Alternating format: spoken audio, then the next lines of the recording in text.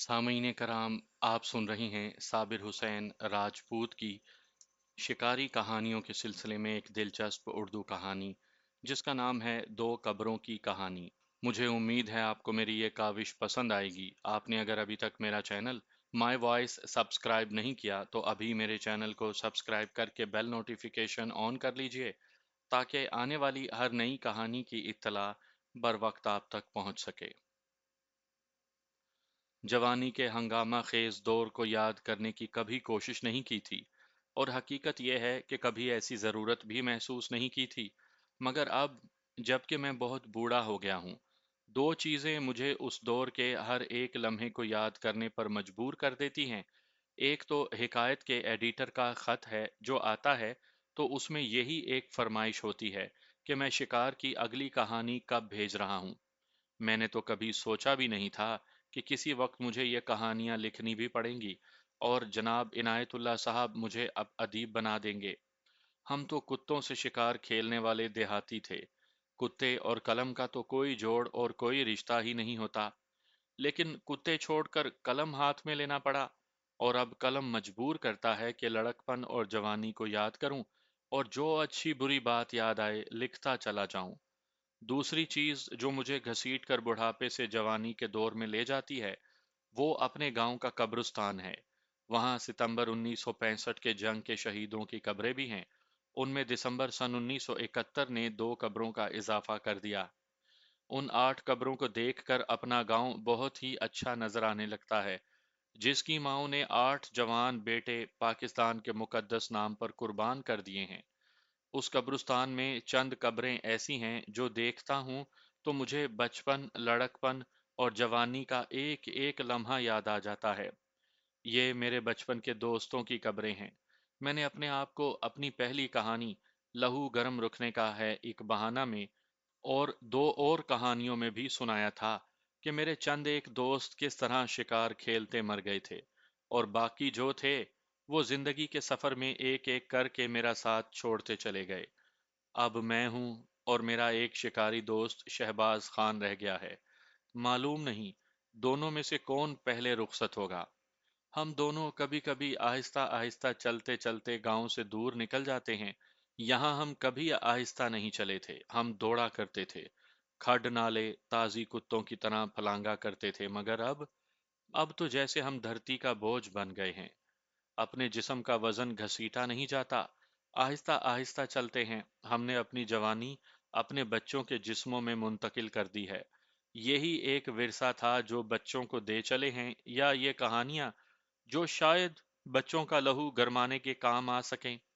मैं और राजा शहबाज खान जब इकट्ठे बैठते हैं तो हम आधी सदी की यादें ताज़ा नहीं किया करते, आज की सियासी बातें बहुत किया करते हैं, क्योंकि उनमें हमें ज़्यादा लुत्फ मिलता है। वजह यह है कि सियासत को तो ना मैं समझता हूँ ना राजा शहबाज खान। वो अपनी राय देता है, मैं अपनी हाँके जाता हूँ, और इस तरह हम दोनों सियासतदान बन जाते हैं। जिस मौजू के मुतल्लिक आप कुछ भी ना जानते हों, उसके मुतल्लिक बातें करते बहुत लुत्फ आता है, क्योंकि आप इस वहम में मुब्तला हो जाते हैं कि आप इस मौजू के मुतल्लिक सब कुछ जानते हैं। जब हम सियासत के मौजू से हटते हैं तो आजकल के नौजवानों की दुबली पतली टांगें और उनकी हड्डियों के ढांचे हमारा मौजू होते हैं। हम दोनों एक रोज रावलपिंडी चले गए थे। सारा दिन आवारागर्दी करते रहे। रावलपिंडी शहर तो हजार बार देखा था। अब गए तो हम माल रोड पर रावलपिंडी की नई नस्ल को देखते रहे। हम शाम को वापस आए।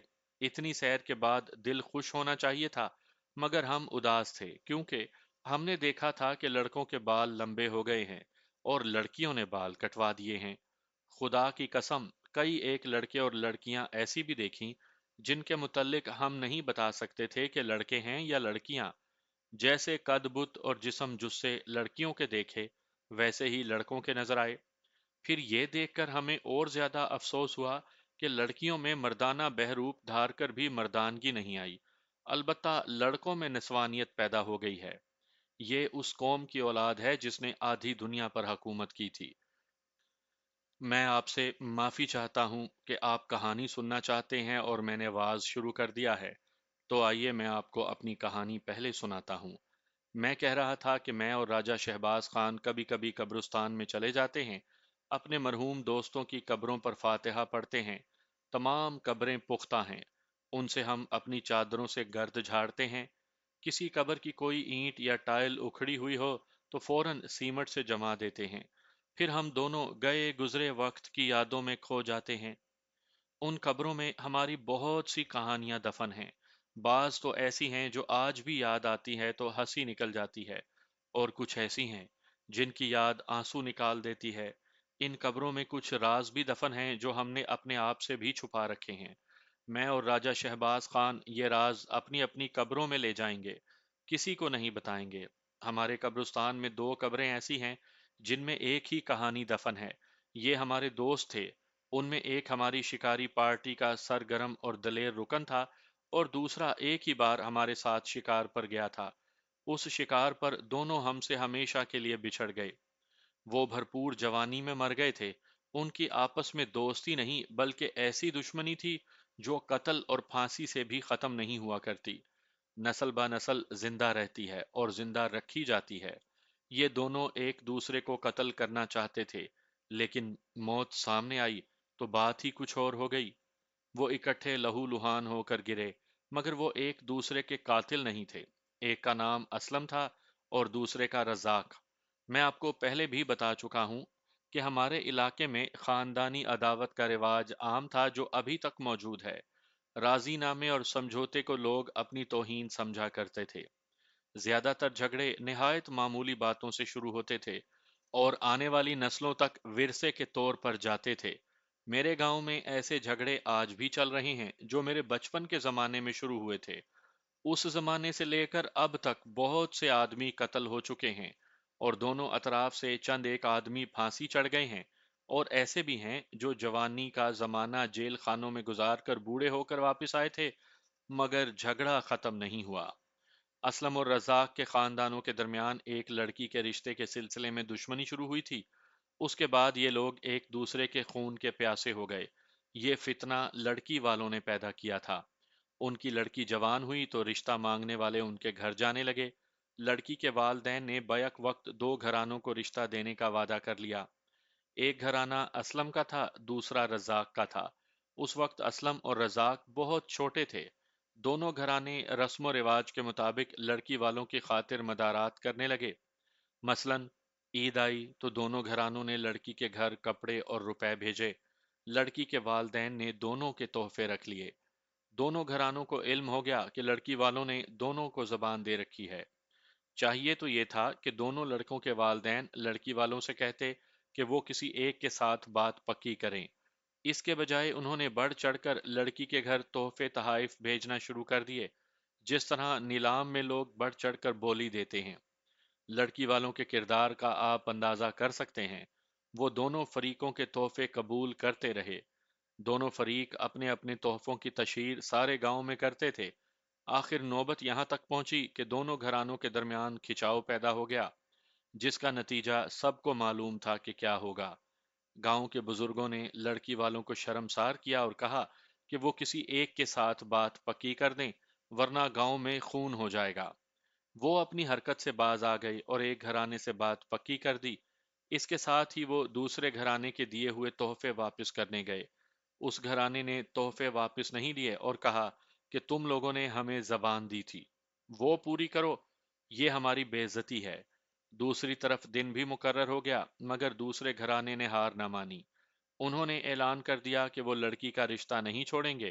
جب اصل دلہے کی بارات آئی تو دوسری طرف سے اس لڑکے کی بھی بارات آ گئی جس کے رشتے سے انکار کیا گیا تھا۔ دونوں طرف کے باراتی لاٹھیوں اور کلہاڑیوں سے مسلح تھے۔ اصلی بارات والوں کو نقلی بارات کے عزائم کا علم ہو گیا تھا، اس لیے وہ لڑائی کی پوری تیاری کر کے آئے تھے۔ گاؤں کے درمیان کھلی جگہ تھی، وہاں دونوں باراتوں کا تصادم ہوا اور کھلی جنگ لڑی گئی۔ دونوں پارٹیوں کے ساتھ میراثی تھے جو ایک طرف کھڑے اپنی اپنی پارٹی کے حکم کے تحت ڈھول بجاتے رہے۔ ہم ابھی بچے تھے، کوٹھوں پر کھڑے ہو کر تماشا دیکھا تھا۔ عورتیں بھی مردوں کے دوش بدوش لڑی تھی۔ مولوی صاحب، گاؤں کے شاہ جی اور بزرگوں نے بڑی مشکل سے لڑائی ختم کروائی۔ دونوں طرف مرا تو کوئی نہیں، زخمی بہت ہوئے۔ اصل بارات والوں کا پلڑا بھاری تھا کیونکہ انہوں نے 3-4 گاؤں سے اپنی برادری کے آدمی بلائے ہوئے تھے۔ ان کی تعداد زیادہ تھی، آخر وہیں راضی نامہ کروایا گیا اور جسے رشتہ دیا گیا تھا اس کی بارات لڑکی کو ڈولی میں بٹھا کر اپنے گھر لے گئی۔ لڑکی والے کمزور تھے اس لیے غیر جانبدار رہے۔ یہاں سے کبھی ختم نہ ہونے والی دشمنی شروع ہو گئی۔ اس وقت اسلم اور رزاق بھی میری طرح بچے تھے، اکٹھے کھیلتے اور خوش رہتے، مگر جوں جوں ان کا شعور بیدار ہوتا گیا، ان کے بزرگ ان معصوم دوستوں کی رگوں میں عداوت کا زہر ڈالتے رہے۔ اس زہر نے لڑکپن میں ہی اثر دکھا دیا اور اسلم اور رزاق 12-13 سال کی عمر میں اپنے بزرگوں کی طرح ایک دوسرے کے دشمن ہو گئے۔ ان کی بول چال بند ہو گئی، لیکن مجھے ابھی تک یاد ہے کہ دونوں کو یہ دشمنی پسند نہیں تھی۔ ہم سب بچے مل کر بیٹھ کر کھیلتے تھے تو وہ دونوں ایک دوسرے کو ایسی نظروں سے دیکھتے تھے جیسے ان کے درمیان نظر نہ آنے والی دیوار کھڑی کر دی گئی ہو۔ صاف پتہ چلتا تھا کہ ان کے دلوں میں جو پیار ہے وہ مر نہیں سکتا اور اسے کوئی بھی مار نہیں سکتا۔ اسلم اور رزاق غالباً 15-15 سال کے تھے تو اس وقت تک ان کے خاندانوں کے درمیان 2 مار کے لڑے جا چکے تھے۔ ایک میں اسلم کا بڑا بھائی مارا گیا تھا اور رزاق کے خاندان کے 3 آدمی ایسی بری طرح زخمی ہوئے تھے کہ 5-6 مہینے کے بعد کام کاج کے قابل ہوئے تھے۔ ایک طرف کے 8 اور دوسری طرف کے 11 آدمی گرفتار ہوئے تھے۔ زمینیں ہندو ساہوکاروں کے پاس گروی رکھ کر قرضے لیے، جن میں سے دونوں فریقوں نے پولیس کو دل کھول کر رشوت دی، مقدمہ لڑا اور جھوٹے گواہوں کے پیٹ بھرے۔ اسلم کے بھائی کے قتل کی کسی کو سزا نہ ملی۔ بلوا اور دنگا فساد کرنے کے جرم میں دونوں فریقوں کے کچھ آدمیوں کو 2-2 سال سزائے قید ملی اور اپیل میں سارے ہی بری ہو گئے۔ قتل کا بدلہ لینا ضروری تھا ورنہ ناک کٹنے کا خطرہ تھا۔ اسلم کے دوسرے بھائی اور ایک چچا نے اسلم کے مقتول بھائی کا بدلہ ایسے طریقے سے لیا کہ ہر کسی کو ان پر پختہ شبہ ہونے کے باوجود انہیں گرفتار بھی نہیں کیا جا سکا تھا۔ مقتول رزاق کا ماموں تھا جسے رات کے وقت قتل کیا گیا تھا۔ اس کی لاش ایک کھڈ میں پڑی ملی تھی۔ اسی رات بارش نے لاش کے ارد گرد سے پاؤں کے نشان دھو ڈالے۔ پولیس کے پاس شک کے سوا گرفتاری کا اور کوئی جواز ہی نہیں تھا اور رشوت بھی کام کر گئی تھی۔ اب اس قتل کا بدلہ تو اور زیادہ ضروری ہو گیا تھا کیونکہ قانون بے بس ہو گیا تھا۔ پولیس قاتل کو پکڑنے سے قاصر تھی، چنانچہ اسلم کا چچا قتل ہو گیا۔ یہ قتل بھی ایسے طریقے سے کیا گیا کہ قاتل کو قتل کرتے دیکھ کر بھی قانون اسے پکڑ نہ سکا۔ قاتل رزاق کا دوسرا ماموں تھا، وہ فوج میں ملازم تھا۔ اس کی پلٹن راولپنڈی آ گئی۔ ایک شام رزاق کے اس ماموں کو گاؤں والوں نے گاؤں میں دیکھا۔ وہ کئی لوگوں سے ملا اور بتایا کہ وہ ایک ہفتے کی چھٹی آیا ہے۔ تھوڑی ہی دیر کے بعد 6-7 آدمیوں نے اسے اپنے دروازے کے سامنے کھڑے دیکھا۔ دوسری طرف سے اسلم کا چچا آ رہا تھا۔ وہ اسے دیکھ کر پرے سے ہی دوسری گلی میں گھوم گیا۔ رزاق کا ماموں اس کے پیچھے گیا۔ تب دیکھنے والوں نے دیکھا کہ اس کے پاس کلہاڑی تھی۔ ذرا ہی دیر میں گاؤں میں شور اٹھا، مار دیا، مار دیا، خون ہو گیا۔ لوگ دوڑ کر پہنچے، شام گہری ہو گئی تھی۔ اسلم کا چچا تڑپ رہا تھا۔ اس کا سر 2 جگہوں سے کھل گیا تھا۔ کلہاڑی نے کھوپڑی کے 3 ٹکڑے کر دیے تھے۔ وہ 1-2 منٹ میں مر گیا۔ اس کے بعد رزاق کے ماموں کو گاؤں میں کسی نے نہ دیکھا۔ اس پر شبہ پختہ تھا۔ پولیس نے اس کے گھر کی تلاشی لی۔ گھر والوں نے بیان دیا کہ وہ تو راولپنڈی اپنی پلٹن میں ہے، گاؤں میں کیسے آ سکتا ہے؟ تیسرے دن وہی کلہاڑی جس سے رزاق کے ماموں نے اسلم کے چچا کو قتل کیا تھا 1 میل دور ایک قص میں پڑی ملی۔ پولیس راولپنڈی قاتل کی پلٹن میں گئی تو وہاں اسے بتایا گیا کہ وہ تو قتل کی شام ڈیوٹی پر تھا۔ پولیس مجبور ہو گئی، موقع کے گواہ بیکار ہو گئے اور یہ قتل بھی پولیس کی فائلوں میں دفن ہو گیا۔ لیکن مقتول کے رشتہ داروں نے قاتل کو بخشا نہیں، بلکہ قانون اپنے ہاتھ میں لے کر اسے سزائے موت دے دی۔ یہ کامیابی انہوں نے اس طرح حاصل کی کہ رزاق کا ماموں قتل کے 3 مہینے بعد چھٹی آیا۔ اس نے گھر والوں کو خط لکھ دیا تھا کہ وہ آ رہا ہے، مگر خط نہ پہنچ سکا۔ اگر خط مل جاتا تو گھر والے اسٹیشن تک چلے جاتے اور اسے اپنی حفاظت میں لے آتے۔ گھر والوں کو علم ہی نہیں تھا۔ گھر والوں کو اس وقت علم ہوا جب کچھ راہگیروں سے پتا چلا کہ فلاں جگہ پر لاش پڑی ہے۔ بہت عرصے بعد یہ راز کھل گیا تھا کہ خط کسی طرح اسلم کے رشتہ داروں کے ہاتھ لگ گیا تھا اور وہ راستے میں بیٹھ گئے تھے۔ ریلوے اسٹیشن بہت دور تھا۔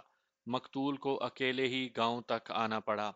रास्ते में खड नाले और वीरान इलाका था। दुश्मन घात में बैठे थे, उन्होंने उसे खत्म कर दिया और ये कत्ल भी साबित ना हो सका। गिरफ्तारियां हुई लेकिन सजा किसी को भी ना हुई। अब पीछे असलम रह गया था। उसका एक भाई जिंदा था। उसे माँ बाप ने फौज में भर्ती करवा दिया। असलम की उम्र 18-19 साल हो गई थी। रज़ाक की भी यही उम्र थी। उन दोनों को माँ बाप नजरों से ओझल नहीं करते थे। हम भी जब इन दोनों की जवानी को देखते थे तो बहुत अफसोस होता था कि इनकी जिंदगी का कोई भरोसा नहीं। मालूम नहीं किस वक्त और कहाँ कत्ल हो जाएं। उनकी किस्मत में कत्ल होना ही लिखा था। ये भी हो सकता था कि एक कत्ल हो जाए और दूसरा फांसी चढ़ जाए।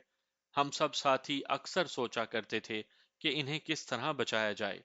गांव के बुजुर्गों ने दोनों के बुजुर्गों को कई बार कहा था कि राजीनामा कर लें और नागहानी मौत से निजात हासिल कर लें, लेकिन कोई भी फरीक सर झुकाने के लिए तैयार ना हुआ। असलम हमारी शिकारी पार्टी का लड़का था, लेकिन उसके माँ बाप उसे गांव से दूर जाने नहीं देते थे। हम सब दोस्तों ने मिलकर उसके माँ बाप को यकीन दिला दिया था कि हम उसे अकेला नहीं छोड़ेंगे और उसकी पूरी हिफाजत करेंगे। इसके साथ ही असलम की जिद भी काम कर गई और वो हमारे साथ शिकार पर जाता रहा। उसके बगैर हमारे कुत्तों की टीम नामुकम्मल हो जाती थी, क्योंकि ताजी कुत्ता असलम का था। मैंने आपको अपनी पहली कहानियों में बताया है कि ताजी कुत्ता शिकारी टीम का इंतहाई जरूरी कुत्ता होता है। वो अपने दुबले पतले जिस्म और रफ्तार की तेजी की वजह से भागते शिकार को जार लेता है। लड़ तो नहीं सकता, ना खूनखार होता है, लेकिन शिकार को रोके रखता है। इतनी देर में दूसरे कुत्ते पहुंच जाते हैं। असलम तो 16 साल की उम्र से हमारे साथ शिकार खेल रहा था। रजाक भी हमारा हम उम्र था, लेकिन शिकार का शौक नहीं था। अलबत्ता दोस्ती बड़ी पक्की थी। इस उम्र तक असलम और रजाक की बोलचाल तो बंद हो चुकी थी, लेकिन उनके चेहरों से जाहिर होता था कि उनके दिलों में दोस्ती कायम है। 18-19 साल की उम्र में आकर उनके चेहरे भी बदल गए। उस वक्त तक उनके जो रिश्तेदार कत्ल हो चुके थे और जिस तरह कत्ल हुए थे, वो मैं आपको सुना चुका हूं। अब तो सवाल ही पैदा नहीं होता था कि उनके दिलों में दोस्ती कायम रहे। आखिरी कत्ल के बाद अचानक रजाक को शिकार का शौक पैदा हो गया। उसने हमें कहा कि अगली बार वो हमारे साथ जाएगा। हम सब दोस्त बहुत खुश हुए कि उसे बाहर ले जाकर समझाने की कोशिश करेंगे कि तुम और असलम जवान हो और तुम्हारे सामने बड़ी लंबी उम्र पड़ी है। तुम दोनों ने अभी तक शादी भी नहीं की। तुम्हारे बूढ़े माँ बाप, चचे, ताए और मामू कुछ तो कत्ल हो चुके हैं और बाकी अपनी आई पर मर जाएंगे। कम से कम तुम दोनों दुश्मनी खत्म कर दो और जितनी देर हमारे साथ रहते हो आपस में बोलते चालते रहा करो और प्यार से रहो। जिस रोज रजाक ने शिकार के शौक का इजहार किया, उस रोज मैंने और राजा शहबाज खान ने उसे अलग ले जाकर ये बातें कहीं। उसने सर झुका लिया। मुझे आज भी याद है कि उसने कोई जवाब देने के बजाय आह भरी और मुंह फेर लिया। मैंने उसकी आंखों में आंसू देख लिए थे, जिन्हें उसने छुपाने की कोशिश की थी। मैं नहीं समझ सका कि उसके आंसू क्यों निकले थे। शायद उसे अपने वो बुजुर्ग याद आ गए थे जो कत्ल हो गए थे, या शायद उसे असलम की मोहब्बत याद आ गई थी जो मार दी गई थी। उसने आह लेकर और हथेलियों से आंसू पोंछकर बहुत धीमी आवाज में कहा था, मैं मजबूर हूं। 5-6 दिनों के बाद हम शिकार के लिए निकले। रजाक भी आ गया। वो खुश तबा नौजवान था, लेकिन मैंने देखा कि उस रोज वो चुपचाप था और मैंने ये भी महसूस किया कि वो घबराया हुआ भी है। मुझे शक होने लगा। शक की वजह साफ थी। असलम और रजाक दुश्मन थे और अब दोनों उम्र के इस हिस्से में पहुंच गए थे जहां नौजवान चट्टानों से भी टकरा जाते हैं। हमें भी यही डर था कि रजाक ऐसी वैसी नीयत लेकर तो नहीं आया। ये सोचकर मैंने उसकी हर हरकत को गौर से देखना शुरू कर दिया। शिकार पर जाते हम बिखर जाया करते थे। दो दो चार चार की टोलियों में बंटकर गपशप लगाते जाते थे। कभी शिकार के शक पर दौड़ पड़ते थे। मैंने रज़ाक को देखा कि वो कभी-कभी असलम को गौर से देखता था, फिर दूसरे लड़कों को देखने लगता था। मैंने अपने दोस्तों को पहले से खबरदार कर रखा था कि असलम और रज़ाक का खास तौर पर ख्याल रखें। अब रज़ाक की नज़रों और हरकतों को देखकर मुझे यकीन होने लगा कि वो शिकार के दौरान असलम पर वार करना चाहता है। शिकार पर किसी को कत्ल कर देना मुश्किल नहीं था। लड़के शिकार के पीछे भागते, खड्डों और नालों में अकेले अकेले चले जाया करते थे, جہاں کسی کو قتل کر کے کہہ دینا کہ معلوم نہیں کون قتل کر گیا ہے کوئی مشکل نہیں تھا۔ میں نے آپ کو اپنی ایک کہانی میں سنایا تھا کہ میں نے بھی ایک آدمی کو قتل کرنے کے لیے شکار کی ہی آڑ لی تھی۔ یہ ہمارا چھوٹا شاہ جی تھا، جسے میں تو قتل نہ کر سکا، البتہ خدا نے اسے کیے کی سزا دے دی تھی، اور وہ بڑی ہی بے عزتی کی موت مرا تھا۔ شکار پر جانے سے ایک ہی دن پہلے میں نے اپنے دوستوں کو اکٹھا کر کے کہا تھا کہ رزاق اور اسلم کو سمجھایا جائے کہ وہ کم از کم جتنی دیر ہمارے ساتھ رہیں دل سے ایک دوسرے کی دشمنی نکال دیا کریں، ہم سے الگ ہو کر جو جی میں آئے کریں۔ دوستوں نے یہ کام میرے سپرد کر دیا کیونکہ میں اندھوں میں کانا راجا تھا۔ میں نے پسماندگی کے اس دور میں 10 جماعتیں پاس کی تھیں، جب 4 جماعتیں پاس کو تعلیم یافتہ کہا جاتا تھا اور دیہات میں میٹرک پاس تو عجوبہ ہوتا تھا۔ 4 جماعت پاس کوئی خال خال ہی نظر آتا تھا۔ میں چونکہ 10 جماعت پاس تھا اور میرے خاندان کا زمیندارہ بھی اللہ کے کرم سے وسیع پیمانے کا تھا، اس لیے میری رائے کو اہمیت دی جاتی تھی، یعنی مجھے سیانا سمجھا جاتا تھا کیونکہ میرے گھر دانے تھے۔ دوسرے دن ہم شکار کو چل پڑے۔ میں نے رزاق کی حرکتوں کو مشکوک سمجھا تو میں نے راجہ شہباز خان کو ساتھ لے کر پہلے اسلم کو الگ کر کے کہا کہ وہ کم از کم شکار کے دوران کوئی ایسی ویسی حرکت نہ کرے جس سے اس کا رزاق کے ساتھ جھگڑا ہو جائے۔ اسلم نے وعدہ کیا کہ اس کی طرف سے کوئی ایسی بات نہیں ہوگی۔ اس نے یہ بھی کہا کہ میں بچہ نہیں۔ مجھے معلوم ہو گیا ہے کہ رزاق آج شکار پر کیوں آیا ہے۔ 2 دن ہوئے مجھے اس کی دھمکی مل چکی ہے۔ اس نے مجھے کہلا بھیجا تھا کہ تمہیں قتل کروں گا اور ضرور کروں گا اور مردوں کی طرح آمنے سامنے آ کر قتل کروں گا، لیکن میں تم سے وعدہ کرتا ہوں کہ اپنی طرف سے اسے کوئی موقع دے کر تمہارا کھیل خراب نہیں کروں گا۔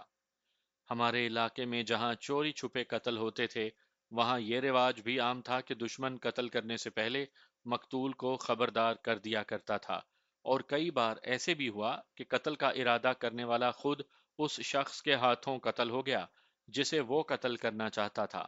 رزاق نے اسی رواج کے مطابق اسلم کو کسی کی معرفت چیلنج بھیج دیا تھا۔ میں اور راجہ شہباز خان نے اسلم سے بات کر کے رزاق سے بات کی۔ اس نے صاف الفاظ میں کہا، مجھے خون کا بدلہ لینا ہے، یہ میرا فرض ہے۔ اسلم کو قتل کروں گا، لیکن ایسے طریقے سے قتل کروں گا جس طرح انہوں نے میرے ماموں کو قتل کیا تھا۔ میں تم دونوں سے وعدہ کرتا ہوں کہ اسلم کے ساتھ خواہ مخواہ لڑائی کر کے تمہارا مزہ کرکرا نہیں کروں گا۔ تمہیں پتہ ہی نہیں چلے گا کہ تمہارا دوست کس طرح قتل ہوا ہے۔ تمہیں موقع کا گواہ نہیں بننا پڑے گا۔ ہو سکتا ہے ہمارے شہری بہن بھائی رزاق کو غیر معمولی طور پر دلیر آدمی سمجھیں اور شاید انہیں یقین ہی نہ آئے کہ اس نے اس قسم کی بات کہی ہوگی۔ لگتا بھی عجیب ہے کہ ایک آدمی قتل جیسے جرم سے پہلے دوسروں کو بتا دے کہ وہ یہ جرم کرنے لگا ہے، لیکن یہ ایک رواج تھا کہ قتل کا بدلہ قتل سے نہ لینے والے کو بزدل اور بے غیرت سمجھا جاتا تھا۔ قتل سے پہلے قتل کی دھمکیاں دیتے رہنا ضروری ہوتا تھا۔ ہمارے علاقے میں آج بھی یہ رواج موجود ہے، لیکن پہلے کی نسبت کم ہو گیا ہے۔ پھر بھی آپ ایسی خبریں پڑھتے رہتے ہیں کہ پورے خاندان کو قتل کر دیا گیا۔ میں جس دور کی بات کر رہا ہوں، اس وقت اس رواج کی گرفت بہت ہی شدید تھی، لہذا رزاق اسلم کو قتل کرنے پر مجبور تھا۔ بہرحال یہ بہت ہی افسوسناک بات تھی کہ 2 گبرو اور خوبرو نوجوان ایک دوسرے کے خون کے پیاسے تھے۔ اسلم کی ماں مجھے کئی بار کہہ چکی تھی کہ اسلم تمہارے ساتھ شکار پر جایا کرتا ہے، اسے اکیلے ادھر ادھر نہ ہونے دینا۔ ایک بھائی اور ایک بیٹا گنوا بیٹھی ہوں، کہیں ایسا نہ ہو کہ یہ بیٹا بھی دشمنوں کے ہاتھ چڑھ جائے۔ میں اسے تسلیاں دیتا رہتا تھا کہ ہماری موجودگی میں کوئی کسی کے ہاتھوں قتل نہیں ہو سکتا۔ اب ہم شکار کے لیے جا رہے تھے۔ رزاق ساتھ تھا اور اس نے اپنی نیت کا اظہار کر دیا تھا۔ ہم اس شکاری مہم پر کچھ دور نکل جانے کا پروگرام بنا کر چلے تھے۔ سردیوں کا موسم گزر گیا تھا، بہار کی رت تھی، دھوپ میں بڑی پیاری تپش تھی، جسموں میں نئی جان اور نیا خون آ گیا تھا۔ شکار کا یہی تو موسم ہوتا ہے۔ آپ راولپنڈی سے جہلم جائیں تو جہلم پہنچنے سے پہلے آپ پہاڑیوں کے علاقے میں سے گزرتے ہیں جہاں سڑک اور ریل گاڑی بل کھاتی ہوئی گزرتی ہے۔ بڑے بڑے خطرناک موڑ آتے ہیں، پہاڑیاں کاٹ کر سڑک اور ریل گزرتی ہے۔ یہ علاقہ وسیع اور عریض ہے، اونچی پہاڑیاں، گہرے کھڈ اور کھائیاں ہیں۔ آج کل یہ علاقہ محفوظ ہے، دن رات ریل گاڑی اور سڑک سے ٹریفک گزرتی ہے، बसों और ट्रकों की कतारें खत्म ही नहीं होती। आप रात के वक्त भी गुजरें तो कोई खतरा नहीं। पहाड़ियों के अंदर के इलाके में भी सड़कें और पक्के रास्ते बन गए हैं। मैं जिस दौर की बात कर रहा हूँ, उस वक्त भी यहाँ से रेल और सड़क गुजरा करती थी, लेकिन सूरज गरूब होने के बाद सड़क पर कोई गाड़ी नजर नहीं आती थी। सड़क वीरान हो जाती थी। दिन के वक्त भी कोई फौजी गाड़ी ही नजर आती थी। उस दौर में बसें भी नहीं थीं, कारें और ट्रक भी नहीं थे। ये इलाका डाकुओं और राहजनों का मस्कन होता था। आपने हिकायत में शाहमद डाकू की कहानी पढ़ी होगी, वो इसी इलाके का डाकू था। ये डाकू और राहजन इंसानी दरिंदे थे जो दिन के वक्त भी राह जाते लोगों को लूट लेते थे। इस पहाड़ी इलाके में भेड़िए आम होते थे। बाज लोगों ने वहां शेरों का एक जोड़ा भी देखा था। ये बबर शेर या धारीदार शेर नहीं थे, बल्कि जंगली बिल्ली और शेर के बैन बैन की कोई नस्ल थी। जिस्म कुत्ते जितना और शक्ल शेर जैसी होती थी। ये दरिंदा खूनखारी में शेर से कम नहीं था। दरख्तों पर चढ़ जाता था। अगर मैं कम अक्ली की वजह से गलती नहीं कर रहा, तो शेर की ये किस्म अफ्रीका के बाज़ हिस्सों में और अमरीका के कुछ इलाकों में अफराद से पाई जाती है। इसे अंग्रेजी जबान में जैगर्स कहते हैं। उन पहाड़ी जंगलों में हिरन, घड़ियाल और जंगली दुम्बे भी कहीं कहीं नजर आते थे, लेकिन दरिंदे और दूसरी जंगली जानवर बड़े जंगलों की तरह ज्यादा नहीं थे। उस दौर में ये इलाका घना जंगल होता था। फिर इंसानों ने दरख्त काट काट कर इस इलाके को नंगा करना शुरू कर दिया। और अब जब जमाना तरक्की करता गया, मोटरें और बसें चल पड़ी, तो इलाका महफूज होता गया। इससे लोगों ने यह फायदा उठाया कि जंगल का जंगल काट कर ले गए। अंग्रेज या बड़े बड़े देसी साहब वहां बंदूकों से शिकार खेलने जाया करते थे। इस तरह इंसानों ने जमाने की तरक्की के साथ साथ जंगल को वीरान कर डाला, और अब तो ये इलाका तेजी से आबाद होता चला जा रहा है। मैं जिस दौर की बात कर रहा हूँ, उस वक्त इस इलाके में बहुत खतरे थे, लेकिन हमारी उठती जवानी हमें हर खतरे में कूद जाने पर उकसाती थी।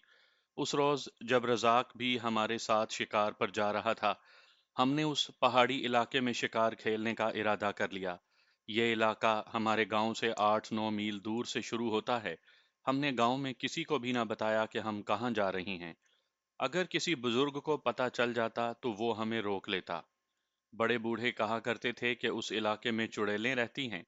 एक रिवायत ये भी मशहूर थी कि यहाँ से एक बारात गुजर रही थी। चलते चलते बारात का हर फर्द पत्थर बन गया, और ये पत्थर अभी तक वहां खड़े हैं।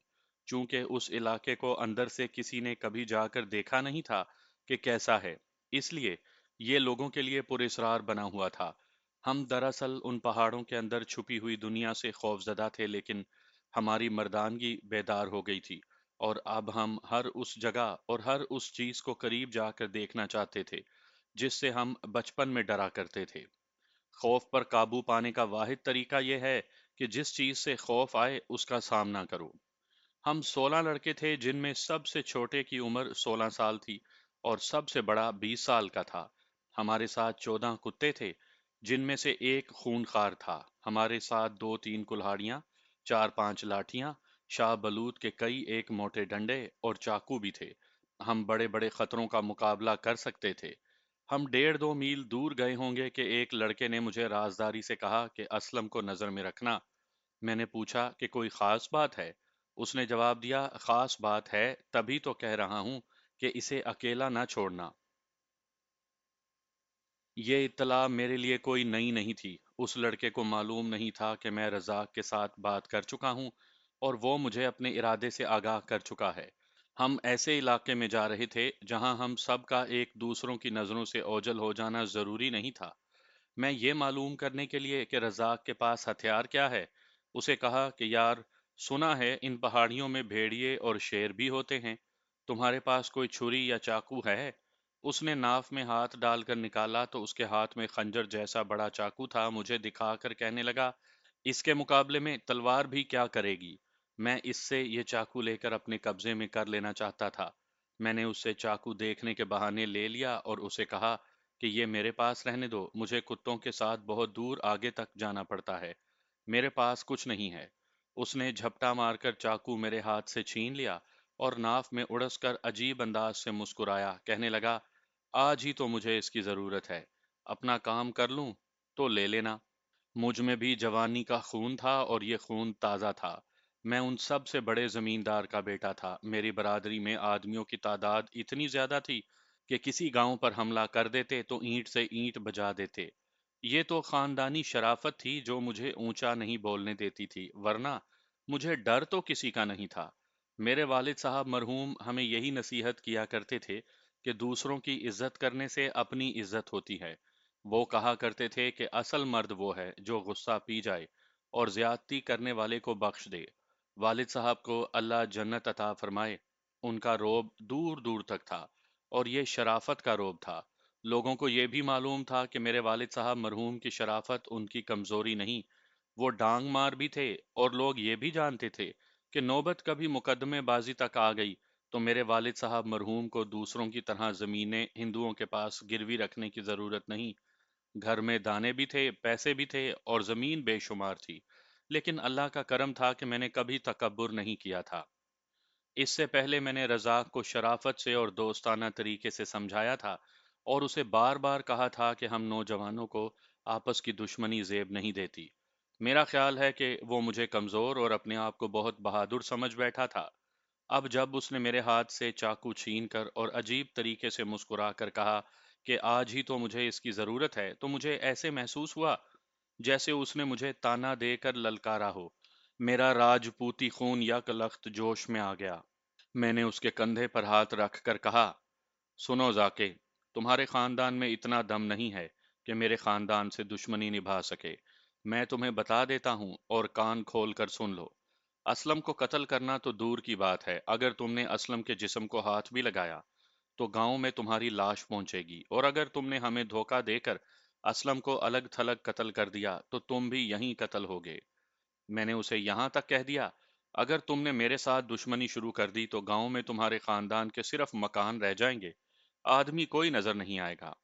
اس نے میرا ہاتھ پکڑ لیا اور دوستی کے لہجے میں کہنے لگا، سابو، تم میرے بھائی ہو، میں تو سمجھتا تھا کہ تم اسلم کی طرح مجھے بھی اپنا بھائی سمجھتے ہو۔ تم تو مجھے دشمنی اور قتل کی دھمکی دے رہے ہو۔ مجھے صاف کہہ دو کہ تم اسلم کے طرفدار ہو۔ مجھے دشمن سمجھتے ہو، تم نے مجھے دشمن کیوں سمجھا ہے؟ اس لیے کہ تم نے میرے ہاتھ سے چاقو چھین لیا ہے، میں نے جواب دیا، اور تم نے مجھ پر ہنس کر کہا ہے کہ چاقو کی تو مجھے آج ہی ضرورت ہے۔ اس نے ناف سے چاقو نکال کر میرے آگے کر دیا اور بولا، یہ لو چاقو سابو، میں اسلم کو قتل کرنا چاہوں گا تو اس چاقو کے بغیر بھی کر لوں گا۔ تمہارے ساتھ تو میری کوئی دشمنی نہیں، اور مجھے تمہارے ساتھ کوئی دشمنی نہیں، میں نے اسے کہا۔ میں تمہیں یہ بھی بتا دیتا ہوں کہ اسلم نے تم پر ہاتھ اٹھایا تو تم دیکھ لینا کہ میں اس کا کیا حشر کرتا ہوں۔ میں جانتا ہوں کہ تمہارے ہاتھوں قتل ہونے سے پہلے وہ تمہیں قتل کرنا چاہتا ہے۔ جب تک میں اور ہمارے یہ دوست تمہارے ساتھ ہیں، اسلم تم پر وار نہیں کر سکے گا۔ اگر وہ دھوکے میں وار کر بھی گیا تو تمہاری لاش کے ساتھ اس کی لاش بھی جائے گی۔ میں تمہیں بتا دیتا ہوں زاکے، گاؤں میں دو لاشیں جائیں گی۔ اس نے کچھ اور ہی طریقے سے ہنس کر کہا، سابو اپنی زبان سے پھر نہ جانا، گاؤں میں ایک لاش نہ جائے، دو جائیں۔ اس نے ایک بار پھر کہا، یاد رکھنا سابو، دو لاشیں۔ رزاق نے ایسے کیوں کہا تھا؟ کیا اسے موت نے اشارہ دے دیا تھا؟ آج 50 سال سے زیادہ گزر گئے ہیں، مجھے ان سوالوں کا جواب نہیں ملا۔ اس وقت کی ایک ایک بات کانوں میں اس طرح گونج رہی ہے جیسے اب بھی رزاق میرے سامنے کھڑا کہہ رہا ہو، سابو یاد رکھنا، دو لاشیں۔ اور اس کی ہنسی بھی مجھے اچھی طرح سے یاد ہے۔ وہ اس طرح کبھی نہیں ہنسا تھا۔ وہ بڑی زور سے کہہ کہا لگایا کرتا تھا، مگر اس کی وہ ہنسی اس کی اپنی ہنسی نہیں تھی۔ وہ تو جیسے اسے کوئی اشارہ مل گیا تھا کہ ذاکے، تھوڑی سی دیر رہ گئی ہے، گاؤں میں دو ہی لاشیں جائیں گی، ایک تمہاری، دوسری اسلم کی، پھر تمہاری دشمنی ہمیشہ کے لیے ختم ہو جائے گی۔ آج دونوں کی قبریں اسی طرح اکٹھی ہیں جیسے دو دوست اکٹھے سو رہے ہوں۔ زندہ رہے تو دشمن، مر گئے تو دوست بن گئے۔ ہم شکار پر اتنی صبح روانہ ہو گئے تھے کہ ابھی صبح اندھیری تھی۔ میں جب رزاق کے ساتھ باتیں کر رہا تھا تو ہم گاؤں سے بہت دور نکل گئے تھے۔ میں اور رزاق رک گئے تھے اور ہمارے ساتھی آگے چلے گئے تھے۔ کسی نے ہمیں آواز دے کر کہا، چلو اے، تیز چلو۔ ہم چل پڑے۔ رزاق آگے آگے تھا، میں اس وقت تک پورے جوش میں تھا اور گھوڑے کی طرح چل رہا تھا، مگر رزاق سے باتیں کر کے چلا تو میرے دل پر بوجھ پڑ گیا۔ طبیعت میں جوش نہ رہا اور دل میں خوشی نہ رہی۔ مجھے اور میرے دوستوں کو کتوں کے ساتھ خرگوشوں اور گیدڑوں کے پیچھے دوڑتے، گرتے، زخمی ہوتے اور اٹھتے روحانی خوشی محسوس ہوتی تھی، مگر اس روز روح ہی مر گئی، اور کوئی غیبی آواز مجھے بار بار کہنے لگی، سابو، ان پہاڑوں میں نہ جانا، واپس چلے جاؤ، اپنے دوستوں اور اپنے کتوں کو واپس لے جاؤ، آگے نہ جانا۔ میری ایسی حالت پہلے کبھی نہیں ہوئی تھی۔ مجھے یہ ڈر بھی سوار ہونے لگا کہ ان پہاڑوں کے اندر ضرور چڑیلیں اور شر شرار رہتے ہیں، اسی لیے ہم جوں جوں ان کے قریب ہوتے جا رہے تھے، میرا دل کسی چیز کے قبضے میں آتا جا رہا تھا۔ رزاق آگے آگے جا رہا تھا، میرے قدم بوجھل ہو رہے تھے۔ اچانک میرا کتا معلوم نہیں کیوں دوڑنے کی کوشش میں میرے ارد گرد تیزی سے پھرا۔ میں نے اسے زنجیر ڈال رکھی تھی جس کا دوسرا سرا میرے ہاتھ میں تھا۔ زنجیر میرے ٹخنوں سے الجھ گئی اور میں منہ کے بل گرا۔ کیکر کا ایک کانٹا میرے دائیں گال میں اتر گیا۔ گرنا تو کوئی غیر معمولی واقعہ نہیں تھا، گرنے سے بھی ہمیں لطف آتا تھا، لیکن اس روز گرا تو میرے دل کی باقی طاقت بھی ختم ہو گئی۔ میرے دل سے آواز نکلی، یا الہی خیر کرنا، تیرے نام کا آسرا ہے۔ گرنے کو میں نے اچھا شگون نہ سمجھا۔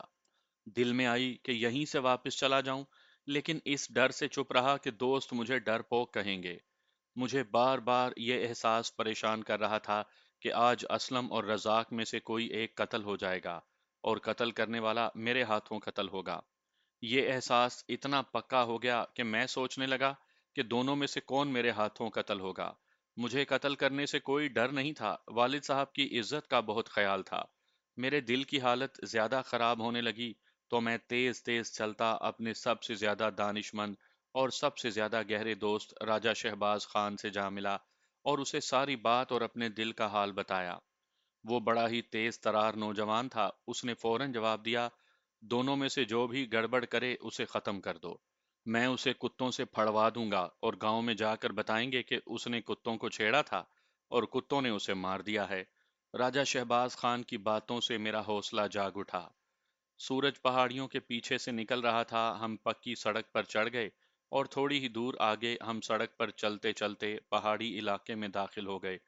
ہم ٹولیوں میں آگے پیچھے جا رہے تھے، کتوں کی زنجیریں کھول دیں اور وہ ادھر ادھر بھاگنے دوڑنے لگے۔ ہم سب گپ شپ لگاتے جا رہے تھے، ہم پہاڑی علاقے میں داخل ہو گئے تھے۔ سڑک گھوم گھوم کر پہاڑوں پر جا رہی تھی، دائیں بائیں اونچی پہاڑیاں اور گہری کھائیاں تھی۔ ایسے علاقے میں ہم پہلی بار آئے تھے۔ ہم اپنے علاقے میں شکار کھیلنے کے عادی تھے، ایسی اونچی پہاڑیاں، کھائیوں اور چٹانوں سے ہم بالکل نا واقف تھے۔ یہاں ہوا کی آواز بھی ڈراؤنی تھی۔ ہم آگے ہی آگے چلتے گئے اور آپس میں اس قسم کی باتیں کرنے لگے کہ ہرن، ہڑیال یا جنگلی دمبا نظر آیا تو کتے اسے پکڑ لیں گے یا نہیں، اور کتے معلوم نہیں اس پتھریلے علاقے میں دوڑ بھی سکیں گے یا نہیں۔ آخر ہم نے خود ہی فیصلہ کیا کہ کتے ہرن یا ہڑیال کو مار لیں گے، مگر ہم انہیں شکار کھانے نہیں دیں گے کیونکہ ہرن اور ہڑیال حلال ہوتے ہیں۔ ذبح کر کے ہم گاؤں میں اٹھا کر لے جائیں گے اور سارے گاؤں کی دعوت کریں گے، جس میں دوست دشمن سب شامل ہوں گے۔ ہمارے ایک دوست نے کہا، ایک جانور سارے گاؤں کے لیے کافی نہیں ہوگا، دو تین ماریں گے۔ ہم ان خوش فہمیوں سے دل بہلاتے سڑک پر چلتے گئے اور 2 میل دور تک چلے گئے۔ یعنی گاؤں سے وہاں تک ہم 12-13 میل فاصلہ طے کر چکے تھے اور ابھی ہمیں شکار کے پیچھے بھاگنا دوڑنا بھی تھا، پھر گاؤں تک واپس بھی جانا تھا۔ ذرا اور آگے گئے تو بڑی پہاڑیوں کے درمیان ہمیں کھلی جگہ نظر آئی۔ ہم سڑک سے ہٹ کر اس طرف چل پڑے۔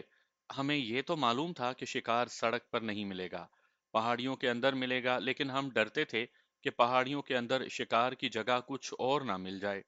لیکن ہم دل مضبوط کر کے پہاڑیوں کے درمیان چلے گئے اور اتنی دور آگے چلے گئے جہاں سے سڑک نظر نہیں آتی تھی۔ ہر طرف پہاڑیاں، چٹانیں اور درخت تھے۔ درخت نیچے سے اوپر تک چلے گئے تھے، زیادہ تر درخت پھلاہی کے تھے۔ مجھے آج بھی معلوم نہیں کہ پھلاہی کو اردو اور انگریزی میں کیا کہتے ہیں۔ یہ درخت کانٹے دار ہوتے ہیں، عام طور پر اونچے نہیں ہوتے۔ وہاں جو درخت تھے وہ بونے بونے تھے، ان کی کانٹے دار شاخیں پھیلی ہوئی تھیں جو تیز چلنے نہیں دیتی تھی۔ پھلاہی کا کانٹا تکونی شکل کا ہوتا ہے، نوکیلا، سرا سوئی کی طرح باریک اور آگے سے ذرا مڑا ہوا ہوتا ہے، اور اتنا مضبوط کہ کھال چیر دیتا ہے۔ ان درختوں میں کہیں کہیں بڑے درخت بھی تھے جن میں کچھ بڑھ کے تھے कुछ पीपल के और बेरी के दरख्त भी नजर आते थे। ज्यादा खतरनाक कीकर के दरख्त थे जिनके खुश्क कांटे गिरकर हर तरफ बिखरे हुए थे। उन कांटों के अलावा वो पत्थर ही पत्थर थे जिन पर चला नहीं जाता था। हमें डर ये था कि कुत्तों के पाँव में कांटे उतर गए तो कुत्ते बेकार हो जाएंगे, लेकिन मुहिम जुई और शिकार के खब्त ने सारे डर दूर कर दिए और हम कांटेदार शाखों और झाड़ियों में रास्ता बनाते आगे ही आगे चलते गए। हम बिखर गए थे और हमारे कुत्ते बेचैनी से इधर-उधर भाग दौड़ रहे थे। उनकी बेचैनी की वजह ये थी कि गीदड़ों, खरगोशों और भेड़ियों वगैरह की बू बहुत ही ज्यादा थी। कुत्ते झाड़ियों में और बड़े-बड़े पत्थरों के पीछे शिकार को ढूंढ रहे थे और बेताबी से भौंकते थे। मैं और राजा शहबाज खान इकट्ठे रहे। हमारी नज़र सिर्फ शिकार पर नहीं, बल्कि असलम और रज़ाक पर भी थी। उन दोनों की वजह से शिकार का लुत्फ बर्बाद हो रहा था। आगे एक चट्टान में गार नजर आया जिसके दहाने पर एक दरख्त की शाखों ने पर्दा डाल रखा था। मुझे इत्तफाकिया गार का दहाना नजर आया था। मैंने शाखें एक तरफ कर दी तो गार का अंदरूनी हिस्सा दिखाई दिया। मैं घबरा कर पीछे हट आया। गार में मुझे हड्डियों के दो इंसानी पिंजर पड़े दिखाई दिए थे। मैंने राजा शहबाज खान को बुलाया। हम दोनों ने दरख्त की शाखें तोड़ दी ताकि रोशनी अंदर जा सके। हमने अंदर जाकर पिंजर देखे। दोनों एक दूसरे से दूर दूर पड़े थे, खोपड़ियां साथ ही पड़ी थी। एक पिंजर खासा लंबा था, साफ पता चलता था कि यह मर्द का है। दूसरा छोटा था। उसके करीब चांदी के बुंदे पड़े देखे जो उस जमाने में औरतें कानों में डाला करती थी। उन बुंदों से जाहिर होता था कि ये औरत है। गार बहुत खुला तो नहीं था लेकिन तंग भी नहीं था। उसमें खड़े होकर चला फिरा जा सकता था। हमने इधर उधर देखा तो मर्दाना और जनाना जूतों का एक एक जोड़ा नजर आया। दोनों का चमड़ा लकड़ी की तरह सूख गया था। फिर एक कुल्हाड़ी पड़ी मिली जो हमने उठाई नहीं। दोनों खोपड़ियों में दांत महफूज थे, अलग होकर गिरे नहीं थे। दांतों से पता चलता था कि वो जवानी में मरे या शायद कत्ल हुए थे। वो कत्ल ही हुए होंगे। मैं और राजा शहबाज खान सोचने लगे कि इन्हें किसने कत्ल किया होगा। ये मियाँ बीवी भी हो सकते थे और बहन भाई भी। शायद इधर से गुजरते राहजनों के हाथों मारे गए हों। ये भी मुमकिन है कि ये औरत या जवान लड़की इस आदमी के साथ भाग आई हो और इसके लवाहिकीन ने यहाँ आ लिया हो और दोनों को कत्ल करके लाशें गार में फेंक दी हों। बहरहाल ये एक वारदात थी। हम गार में इधर उधर देखने लगे कि शायद इनके कपड़ों का कोई टुकड़ा कहीं पड़ा मिल जाए, लेकिन एक धागा भी नजर ना आया। इससे मालूम होता था कि ये 10-12 साल से यहाँ पड़े हैं, या शायद इससे भी ज्यादा अरसा गुजर गया होगा। इनके कपड़े गल सड़ गए या कीड़े मकोड़े खा गए। अचानक मेरा कुत्ता भौंका।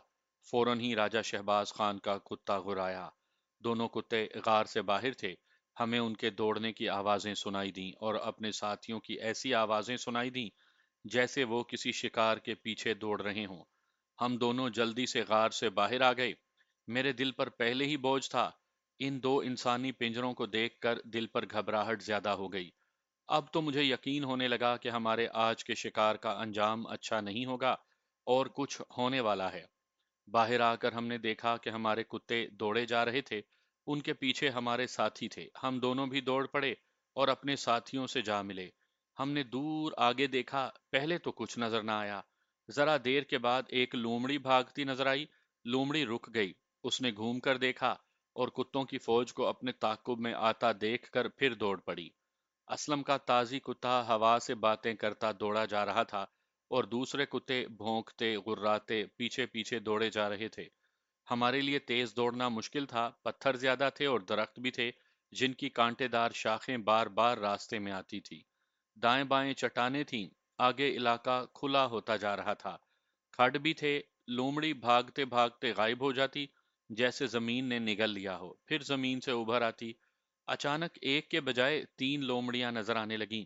शायद बाकी दो रास्ते में कहीं खड़ी थीं, जो एक लोमड़ी को भागते देखकर उसके साथ भाग उठी।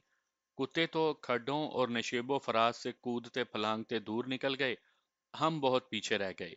हमारे कुत्ते शिकार को इतनी दूर तक भागने की मोहलत नहीं दिया करते थे, लेकिन ऐसे पथरीले इलाके में दौड़ने के वो आदी नहीं थे। लोमड़ी इसी इलाके की थी। उसकी रफ्तार बहुत ही तेज थी। मैंने दूर से देखा कि 2 लोमड़ियां दाएं तरफ को मुड़ गईं और एक सीधी दौड़ती गई। हमारे कुत्ते भी दो हिस्सों में तकसीम हो गए। پھر ہمارے ساتھی بھی بکھر گئے، کچھ دائیں طرف کی چٹانوں میں کھلے راستے کی طرف جا کر نظروں سے اوجھل ہو گئے۔ میں، راجہ شہباز خان اور دو اور لڑکے آگے کو ہی دوڑتے گئے۔ آگے گئے تو عجیب و غریب علاقہ آ گیا۔ زمین سے چھوٹی چھوٹی چٹانوں کی نوکیں ابھری ہوئی تھیں، ان کے درمیان گہرے کھڈ تھے، کچھ چٹانیں ذرا اونچی تھیں، یہ بھول بھلیاں سی تھیں جو بہت ہی وسیع علاقے میں پھیلی ہوئی تھیں۔ ہمارے کتے انہی میں کہیں غائب ہو گئے تھے، ان کے بھونکنے کی آوازیں سنائی دے رہی تھیں جن سے پتا چلتا تھا کہ وہ ایک دوسرے سے دور دور ہو گئے ہیں۔ ہمیں اب لومڑی کی ضرورت نہیں تھی، اب غم کتوں کا لگ گیا تھا، انہیں روکنا اور واپس لانا تھا۔ یہ علاقہ ایسا تھا کہ دوڑنا ناممکن تھا اور چلنا بھی دشوار تھا، اور اس علاقے کے خد و خال ایسے تھے کہ اگر اکیلا آدمی ادھر سے گزرے تو خوف زدہ ہو جائے۔ میں اور راجہ شہباز خان اس عجیب و غریب زمین پر چلتے چلتے اتنے تھک گئے جتنا 20 میل چل کر بھی نہ تھکتے۔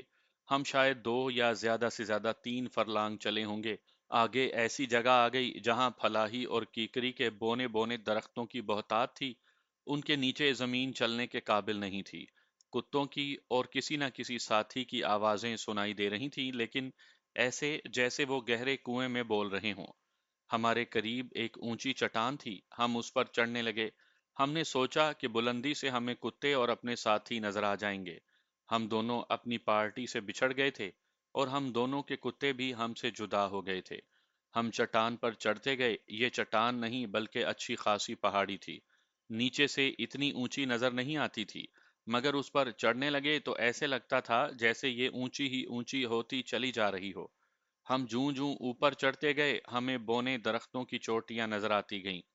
ان درختوں نے چھتریوں کی طرح نیچے کی دنیا کو ہماری نظروں سے اوجھل کر رکھا تھا۔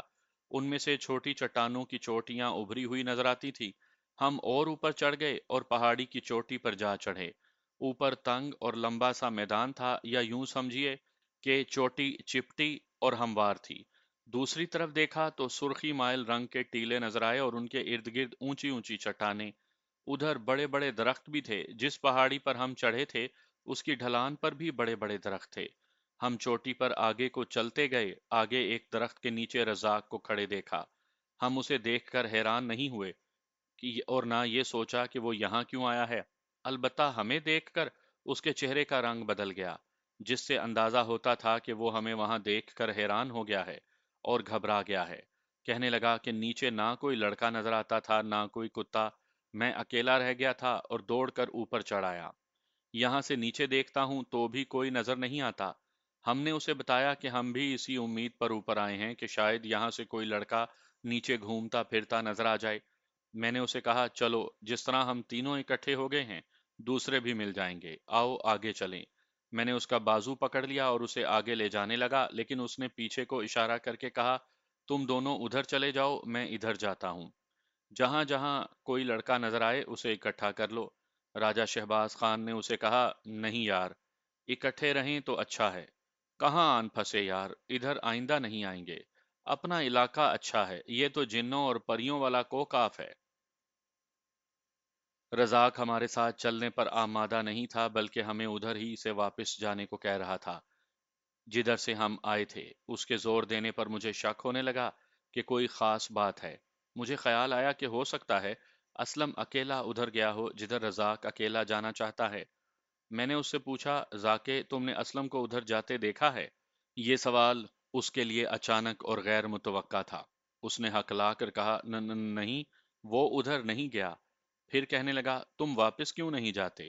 اور وہ اچانک غصے میں آ گیا، بولا، تم دونوں میرے پیچھے آئے ہو، تم سمجھتے ہو کہ میں اسلم کے پیچھے آیا ہوں؟ راجہ شہباز خان ہنس پڑا۔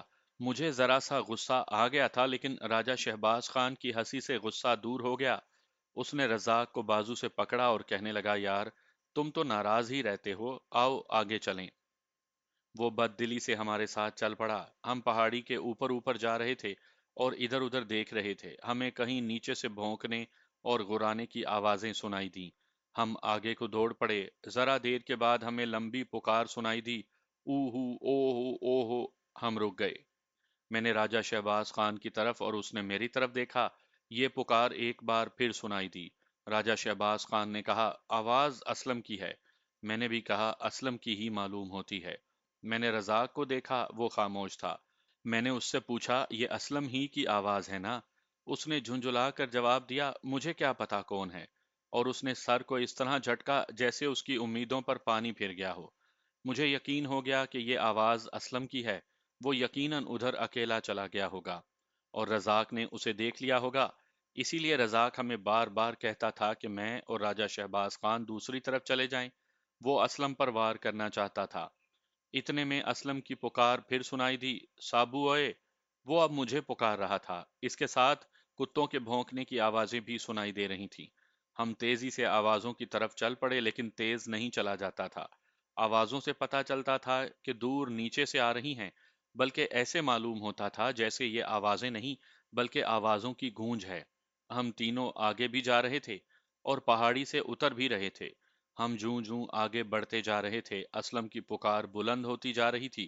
پھر اس کی سخت گھبرائی ہوئی پکار سنائی دی، پہنچنا سابو! اور پھر اس نے کئی ایک لڑکوں کو باری باری پکارا۔ ہم سمجھ گئے کہ وہ کسی مصیبت میں پھنس گیا ہے۔ راجہ شہباز خان نے بڑی زور سے کہا، پہنچے بھائی اوئے، پہنچے! اچھو اوئے، ہم آ رہے ہیں! ہم پوری تیزی سے آگے اور نیچے جانے لگے۔ رزاق ہمارے پیچھے تھا۔ اب بھونکنے کی آواز آئی تو راجہ شہباز خان کے منہ سے بے اختیار نکلا، او خدایا! میرا دل دہل گیا، کیونکہ بھونکنے کی یہ آواز کسی کتے کی نہیں بلکہ بھیڑیے کی تھی، اور اس کے غرانے کی آواز بتاتی تھی کہ وہ کسی پر حملہ کر رہا ہے یا کتوں سے لڑ رہا ہے۔ ہمیں پہاڑی چلنے نہیں دے رہی تھی، ورنہ ہم اڑ کر پہنچتے۔ راجہ شہباز خان آگے نکل گیا اور اچانک رک گیا۔ میں اس تک پہنچا تو میں بھی رک گیا۔ یہاں پہاڑی ختم ہو گئی تھی۔ ہم دیوار کے اوپر، یا یوں سمجھیے کہ کسی مکان کی منڈیر پر کھڑے تھے۔ بلندی بہت زیادہ نہیں تھی، 100 یا زیادہ سے زیادہ 150 فٹ ہوگی۔ نیچے 2 کنال جتنا میدان تھا جہاں چند ایک درخت تھے، اور یہ درخت چھوٹے بھی تھے اور بڑے بھی۔ ان میں ایک درخت بڑ کا تھا۔ نیچے 2 کنال کا جو میدان نظر آ رہا تھا وہ چٹانوں سے گھرا ہوا تھا۔ یہ بڑی ہی خوفناک اور پر اسرار جگہ تھی۔ صاف پتہ چلتا تھا کہ یہاں سے کبھی کسی انسان کا گزر نہیں ہوا۔ اس میدان میں ہم نے جو منظر دیکھا اس سے ہمارے دم خشک ہو گئے۔ اکیلا اسلم 4 بھیڑیوں کے گھیرے میں آ گیا تھا۔ اس کے ساتھ صرف ایک کتا تھا جو بھیڑیوں کا مقابلہ کر رہا تھا۔ چاروں بھیڑیے چکر میں دوڑ رہے تھے اور غرا غرا کر اسلم کو دیکھ رہے تھے۔ اسلم کے ہاتھ میں اپنے کتے کی زنجیر تھی، اس کا اپنا کتا تازی کہیں نظر نہیں آ رہا تھا۔ جو کتا اس کے ساتھ تھا وہ ہمارے ایک ساتھی ہاشم کا بلٹیریئر تھا۔ وہ اسلم کے ارد گرد دوڑ رہا تھا جیسے اسے بھیڑیوں سے بچانے کی کوشش کر رہا ہو۔ وہ بجلی کی تیزی سے دوڑ کر ایک بھیڑیے پر حملہ کرتا تو پیچھے سے دوسرا بھیڑیا اس پر ٹوٹ پڑتا۔ اسلم کا ہتھیار یہی ایک زنجیر تھی جو اس نے دوہری کر کے پکڑ رکھی تھی۔ وہ زنجیر کو گھما رہا تھا۔ جب کتا کسی بھیڑیے پر حملہ کرتا تو اسلم زناٹے سے زنجیر گھما کر کسی دوسرے بھیڑیے کو مارنے کی کوشش کرتا تھا۔ بھیڑیے دور بھاگ کر پھر اس کے گرد دوڑنے لگتے۔ ہم نے یہ منظر زیادہ سے زیادہ 5-6 سیکنڈ دیکھا تو پھر اسلم تک پہنچنے کا راستہ دیکھنے لگے۔ فوراً پہنچنے کے لیے کوئی راستہ نہیں تھا۔ قریبی راستہ ایک ہی تھا کہ ہم 150 فٹ اونچی دیوار سے نیچے کود جاتے، اور اس کا نتیجہ اس کے سوا اور کچھ بھی نہ ہوتا کہ ہماری ہڈی پسلی ایک ہو جاتی۔ بائیں طرف بڑی خطرناک ڈھلان تھی جس سے ہم بیٹھ کر یا رینگ کر اتر سکتے تھے، مگر وہ نیچے ایسی جگہ جا کر ختم ہوتی تھی جہاں سے ایک چٹان شروع ہوتی تھی۔ یہ چٹان اس میدان کا راستہ روکے ہوئے تھی جہاں اسلم بھیڑیوں کے نرغے میں آیا ہوا تھا۔ اس تک پہنچنے کے لیے اس چٹان پر چڑھنا اور دوسری طرف اترنا تھا۔ اس راستے سے اتنا وقت لگ جاتا کہ بھیڑیے اسلم کا قصہ پاک کر چکے ہوتے۔ دائیں طرف اسی پہاڑی کی چوٹی تھی جس پر ہم کھڑے تھے۔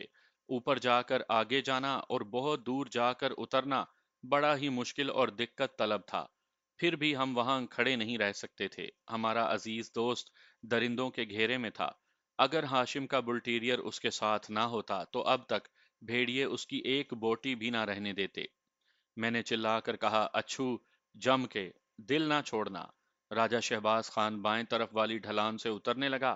وہ بہت تیز دوڑا۔ وہ اٹھا اور پھر دوڑ کر اترنے لگا۔ میں نے بڑے بڑے 2 پتھر اٹھائے اور ایک ایک کر کے بھیڑیوں پر پھینکے۔ پہلا پتھر ایک بھیڑیے کے قریب گرا لیکن کوئی بھی بھیڑیا نہ ڈرا۔ دوسرا پتھر ایسی جگہ گرا جہاں اسلم زنجیر گھماتا پہنچ گیا تھا۔ صرف 1 سیکنڈ کا فرق رہ گیا تھا۔ اگر اسلم 1 سیکنڈ پہلے وہاں پہنچ جاتا تو پتھر اس کے سر پر لگتا۔ اس نے بلند آواز سے کہا، پتھر نہ مارو، نیچے آؤ۔ اس نے ہمیں دیکھ لیا تھا اور وہ ہوشیار ہو گیا تھا۔ میں نے رزاق کو دیکھا، وہ کولوں پر ہاتھ رکھے اسلم اور بھیڑیوں کو دیکھ رہا تھا۔ وہ بالکل خاموش تھا، اس کے چہرے سے بالکل پتہ نہیں چلتا تھا کہ اسلم کو اس مصیبت میں دیکھ کر اسے افسوس ہے۔ مجھے غصہ آ گیا، میں نے سوچا کہ وہ بہت خوش ہے کہ وہ قتل کرنے سے بچ گیا اور بھیڑیے اسلم کا کام تمام کر دیں گے۔ وہ اسی انتظار میں تھا کہ بھیڑیے اس کے دشمن کو چیر پھاڑ دیں۔ اس کی امید پوری ہوتی نظر آ رہی تھی۔ اسلم کے بچنے کی کوئی امید نہیں تھی۔ بھیڑیوں کی غراہٹ اتنی زور سے سنائی دی کہ میں نے گھبرا کر ادھر دیکھا۔ کتا ایک بھیڑیے کے ساتھ الجھ گیا تھا، یا شاید اس بھیڑیے نے کتے کو اپنے ساتھ الجھا لیا تھا۔ اب دونوں میں سے کسی ایک کو مرنا تھا۔ زیادہ یقین یہی تھا کہ کتا مرے گا، کیونکہ بھیڑیا خون خوار ہوتا ہے۔ باقی 3 بھیڑیے اسلم کے قریب ہو گئے تھے۔ وہ اس کے گرد غرا غرا کر دوڑتے اور اس کے قریب ہوتے جا رہے تھے۔ اسلم زنجیر گھماتا ہوا تیزی سے گھومتا جا رہا تھا۔ اس نے بھیڑیوں پر نظر رکھتے ہوئے بائیں ہاتھ میں ایک پتھر اٹھایا۔ سامنے سے ایک بھیڑیے نے اچھل کر اس پر حملہ کیا۔ اسلم کی توجہ ادھر ہی تھی۔ اگر آج کا کوئی نوجوان ہوتا تو اس کی حرکت قلب بند ہو جاتی۔ اسلم نے پیچھے ہٹ کر زنجیر گھمائی جو بھیڑیے کے منہ پر لگی۔ بھیڑیا بڑی زور سے چیخا اور ایک طرف جا پڑا۔ اگر وہ اکیلا ہوتا تو بھاگ جاتا، لیکن اپنے ساتھیوں کے ساتھ وہ بہت دلیر تھا۔ وہ لڑکا اور اٹھ کھڑا ہوا۔ پیچھے سے ایک بھیڑیے نے اسلم کی پنڈلی دانتوں میں دبا لی۔ اسلم نے زنجیر گھما کر اسے بھی ماری اور اس کے بائیں ہاتھ میں جو پتھر تھا وہ اس کے سر پر مارا۔ یہ بھیڑیا بھی الگ ہو گیا، لیکن دوسرے 2 بھیڑیے ایک دائیں اور ایک بائیں سے اس پر حملہ کرنے کے لیے پر تولنے لگے۔ جو چوتھا بھیڑیا کتے سے لڑ رہا تھا، اس نے کتے کو بے بس کر دیا تھا۔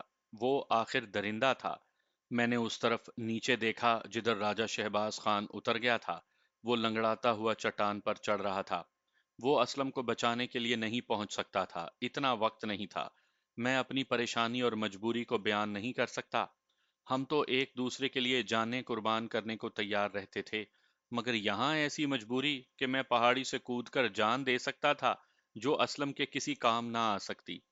اچانک رزاق کی گرجدار آواز سنائی دی، سابو، اچھو کو میں بچاؤں گا۔ اور اس نے بہت ہی بلند آواز سے کہا، اچھو حوصلہ رکھنا، میں آ رہا ہوں۔ میں نے اسے حیران ہو کر دیکھا، لیکن وہ اب وہاں نہیں تھا جہاں پہلے کھڑا تھا۔ وہ پیچھے کو دوڑتا جا رہا تھا۔ وہ رک گیا اور پیچھے مڑا۔ وہ 12-14 قدم دور چلا گیا تھا۔ میں کچھ بھی نہ سمجھ سکا کہ وہ کیا کر رہا ہے۔ وہ میری طرف دوڑا۔ ہر قدم کے ساتھ اس کی رفتار بڑھتی جا رہی تھی۔ آگے پہاڑی ختم ہو جاتی تھی۔ جب اس کا پاؤں اس جگہ پڑا جہاں پہاڑی ختم ہوتی تھی اور نیچے 150 فٹ بلند دیوار سی تھی، تو میرا سانس رک گیا۔ وہ یقیناً خودکشی کر رہا تھا۔ اس کا آخری قدم اس منڈیر پر پڑا اور وہاں سے وہ پرندے کی طرح ہوا میں چلا گیا، جیسے نیچے دریا بہہ رہا ہو اور وہ اس میں ڈائیو لگا رہا ہو۔ مجھے معلوم تھا کہ اس کا انجام کیا ہوگا۔ نیچے کے میدان میں ایک طرف بڑ کا درخت تھا جس کا ذکر میں نے پہلے کیا ہے۔ اس کے کچھ ٹہن عمودی چٹان سے ذرا ہی دور تھے۔ رزاق پرندے کی طرح ہوا میں جا رہا تھا۔ اس نے بازو پھیلا رکھے تھے، پھر اس نے بازو آگے کو کیے اور وہ نیچے کو بھی جا رہا تھا۔ اس نے ہاتھوں سے بڑ کی ٹہنیوں کو مضبوطی سے پکڑ لیا اور ٹہنیاں ٹوٹنے لگیں۔ اس نے ایک ٹہن کو پکڑ لیا۔ اس میں شاید 2-3 سیکنڈ لگے ہوں گے۔ اس نے نیچے دیکھا، بلندی زیادہ نہیں تھی۔ وہ ٹہن کو چھوڑ کر کود گیا۔ وہاں بھی تھوڑی سی ڈھلان تھی۔ رزاق لڑکتا ہوا نیچے گیا۔ میں نے اسے اٹھتے دیکھا اور اس نے قمیض کے اندر ہاتھ ڈالا اور ناف سے وہ چاقو نکال لیا جو اس نے مجھے دکھایا تھا۔ اس چاقو سے وہ اسلم کو قتل کرنا چاہتا تھا۔ مجھے سخت پچھتاوا ہوا کہ میں نے اسے نیچے جانے سے روکا نہیں۔ میں جان گیا کہ وہ اب بھیڑیوں کے دھوکے میں اسلم پر وار کرے گا۔ میں اسلم کی کوئی مدد نہیں کر سکتا تھا۔ بائیں کو دیکھا تو راجہ شہباز خان چٹان پر چڑھ گیا تھا۔ میں نے اسے آواز دے کر کہا کہ جلدی پہنچو، رزاق نیچے چلا گیا ہے۔ میں کیا کرتا، کچھ سمجھ نہیں آ رہی تھی۔ اچانک یہ خیال آیا کہ وہیں کھڑا دیکھتا رہوں کہ رزاق کیا کرتا ہے۔ میں نے پکا ارادہ کر لیا کہ اگر رزاق نے اسلم پر وار کیا تو میں اسے اسی جگہ قتل کر دوں گا اور گاؤں میں 2 لاشیں جائیں گی۔ میں اب وہاں کھڑا یہ دیکھنے لگا کہ اسلم اور بھیڑیوں تک راجہ شہباز خان پہلے پہنچتا ہے یا رزاق۔ راجہ شہباز خان ابھی بہت دور تھا، رزاق پہنچ گیا تھا، لیکن اسلم پر ایک بھیڑیا ٹوٹ پڑا تھا اور اس کا انجام مجھے صاف دکھائی دے رہا تھا۔ ایک بھیڑیے نے پیچھے سے اچھل کر دونوں پنجے اسلم کے کندھوں پر اور دانت گردن میں گاڑ دیے تھے۔ میرا خون اس قدر جوش میں آ گیا کہ میں نیچے کود چلا تھا، لیکن میں رزاق کو دیکھ کر رک گیا۔ رزاق اسلم کے پیچھے اور ابھی دور ہی تھا، اس کے ہاتھ میں چاقو تھا۔ اس نے 5-6 قدم دور سے آگے کو چھلانگ لگائی اور چاقو والا بازو اوپر کر کے بڑی زور سے چاقو اس بھیڑیے کی پیٹھ میں اتار دیا جس نے اسلم کو پیچھے سے پنجوں اور دانتوں میں جکڑ لیا تھا۔ بھیڑیا زور سے چیخا اور اسلم سے الگ ہو گیا۔ رزاق نے بھیڑیے کی گردن پر ہاتھ رکھ کر اس کی پیٹھ چیر ڈالی۔ بھیڑیا پیٹھ کے بل ہو کر اٹھنے لگا تو رزاق نے چاقو اس کے پیٹ میں مار کر پیٹ چاک کر دیا۔ بھیڑیا پھر بھی اٹھا اور جب بھاگا تو اس کی انتڑیاں باہر آ گئیں اور وہ گر پڑا۔ ایک بھیڑیے نے ابھی تک کتے کو دبوچ رکھا تھا اور کتا خوب مقابلہ کر رہا تھا۔ رزاق نے پیٹھ اسلم کی پیٹھ سے لگا لی اور مجھے رزاق کی بڑی بلند آواز سنائی دی، اچھو، پیٹھ میرے ساتھ لگائے رکھنا، مجھ سے الگ نہ ہونا۔ ایک بھیڑیا رزاق کی طرف اچھل کر گیا۔ رزاق نے بازو کو زور سے گھما کر چاقو کا وار کیا۔ بھیڑیا ایک پہلو کے بل گرا اور تیزی سے اٹھ کر اس نے اسلم کی ران میں دانت گاڑ دیے۔ اس کے پنجے اسلم کی پیٹھ اور پیٹ پر تھے۔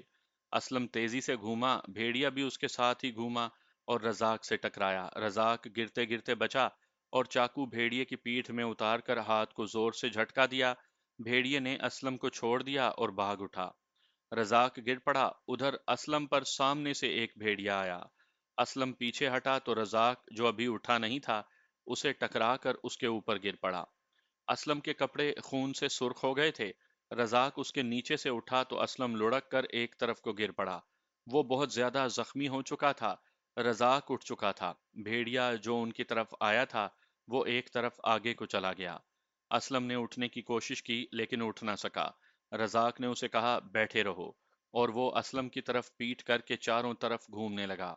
اب 2 بھیڑیے رہ گئے تھے جن میں ایک زخمی تھا۔ یہ دونوں گھوم گھوم کر آتے تھے۔ رزاق نے اسلم کے ہاتھ سے زنجیر لے کر بائیں ہاتھ میں پکڑ لی تھی۔ اس کے دائیں ہاتھ میں چاقو تھا۔ وہ اسلم کے گرد گھوم رہا تھا اور زنجیر گھما رہا تھا۔ اس کے زناٹوں سے بھیڑیے ڈر کر پیچھے ہٹ جاتے تھے۔ اگر رزاق نہ ہوتا تو اسلم کو بھیڑیے چیر پھاڑ چکے ہوتے۔ یہ منظر دیکھ کر مجھ سے رہا نہ گیا۔ میرے پاس موٹا ڈنڈا تھا جس کے ایک سرے پر لوہے کا 6 انچ لمبا خول چڑھا ہوا تھا۔ میں نے زمین دوز غاروں میں اس ڈنڈے سے ایک بھیڑیا مارا تھا۔ میں نے یہ ڈنڈا پہاڑی سے نیچے پھینک دیا اور رزاق کی طرح 12-14 قدم پیچھے کو دوڑتا گیا۔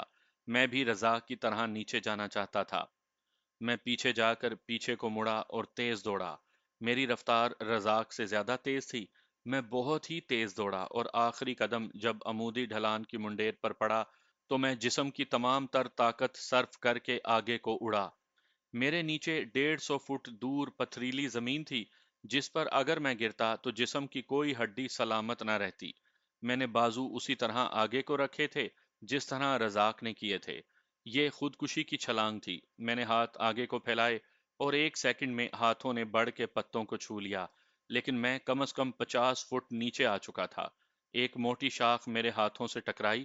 میں نے اسے مضبوطی سے پکڑ لیا، مگر میں بہت تیزی سے آگے گیا تھا اور میں نیچے کو بھی گر رہا تھا، اس لیے شاخ پکڑتے ہی میری رفتار یک لخت رک گئی اور جسم نیچے کو گرا تو کندھوں کو اتنا شدید جھٹکا لگا جیسے بازو کندھوں سے الگ ہو جائیں گے۔ مجھے چکر آیا اور آنکھوں کے آگے اندھیرا چھا گیا۔ میں سنبھل نہ سکا۔ شاخ مضبوط تھی لیکن میرے ہاتھ جھٹکے سے ڈھیلے پڑ گئے اور شاخ ہاتھوں سے نکل گئی۔ میں گرنے لگا۔ ایک ٹہن سے ٹکرایا، اسے پکڑنے کی کوشش کی لیکن نہ پکڑ سکا۔ میں وہاں سے گرا اور سیدھا پتھروں پر جا پڑا۔ یہ ڈھلان تھی، وہاں سے پتھر کی طرح لڑکتا نیچے چلا گیا۔ اس حالت میں میرے ذہن میں پہلا خیال یہ آیا کہ رزاق کس قدر سخت جان ہے۔ میں نے اسے جب پہاڑی سے بڑھ پر اور بڑھ سے زمین پر جاتے دیکھا تو میں اسے آسان سا کرتب سمجھا تھا۔ جب یہ کرتب خود کیا تو میں نے محسوس کیا کہ ایسے کارنامے کے لیے جسم کی نہیں، روح اور جذبے کی طاقت کی ضرورت ہوتی ہے، اور یہ طاقت صرف اس وقت پیدا ہوتی ہے جب انسان کے اندر عزم اور ایثار ہو۔ میں اٹھنے لگا تو دائیں کولے سے ایسا درد اٹھا جیسے کسی نے کولے میں خنجر اتار دیا ہو۔ میں ہاتھوں کے بل ہو کر اٹھا مگر दाएं टांग ने जिस्म का बोझ उठाने से इनकार कर दिया। फिर भी मैंने बाएं टांग आगे करके एक कदम उठाया, लेकिन गिर पड़ा। ऐसे लगा जैसे दाएं टांग कूले से अलग हो गई हो। हुआ भी यही था कि कूले का जोड़ अलग हो गया था। दर्द इस कदर शदीद था कि मेरे दांत बजने लगे और आंखों के आगे अंधेरा छाने लगा। अंधेरा आता था और गुजर जाता था। मैंने उठने की कोशिश न की, मैं पीठ के बल लेट गया। मुझे अपने करीब भेड़ियों की खौफनाक आवाजें सुनाई देने लगीं, मगर मैं कुछ देख ना सका। मेरी हालत बिगड़ रही थी। आवाजों से पता चलता था कि 3-4 कुत्ते हैं और शायद 3-4 लड़के हैं। शायद हमारे कुत्ते और लड़के पहुंच गए थे। मुझे रज़ाक की आवाज सुनाई दी। वो असलम को बुलंद आवाज से कह रहा था, अच्छू, घबराना नहीं दोस्त, तेरे पीछे जान दे दूंगा। फिर कुत्तों, भेड़ियों और लड़कों का शोर बढ़ गया। मैंने उठने की कोशिश की। अचानक एक कुत्ता और एक भेड़िया एक दूसरे से गुत्थम गुत्था मेरे ऊपर आ पड़े और फौरन ही मेरे ऊपर से हट गए। मैंने देखा ये हमारा नामी गरामी बूली था, जो भेड़ियों से ज्यादा खूनखार कुत्ता था। मेरे ऊपर से गुजरकर भेड़िया गिरा। बूली ने उसके ऊपर सवार होकर उसकी शहरग दांतों में जकड़ ली। भेड़िया बहुत तड़पा, लेकिन बूली ने भंबोड़ कर खत्म कर दिया। मैं बैठ गया। ये देखकर इत्मीनान हुआ कि सारे लड़के आ गए थे, लेकिन वो एक जगह इकट्ठे गोल दायरे में झुके हुए थे। मुझे शायद उन्होंने नहीं देखा था। मैंने उन्हें पुकारा तो सब ने मेरी तरफ देखा। राजा शहबाज खान, हाशिम और नूर अली, अल्लाह उन दोनों को जन्नत नसीब करे, दौड़ते आए। मैंने उन्हें बताया कि मैं उठ नहीं सकता। उन्होंने सहारा देकर उठाया। मेरी दाएं टांग बेकार हो चुकी थी। मैं अपने दोस्तों के कंधों पर बाजू रखे हुए जिस्म को घसीटता ले गया। वो मुझे असलम और रज़ाक के पास ले गए। दोनों इकट्ठे जमीन पर पड़े थे। खून से उनके कपड़े लाल हो गए थे। वो तो खून में डूबे हुए थे। मैंने उन्हें देखकर अपने साथियों की तरफ देखा। सब खामोश थे।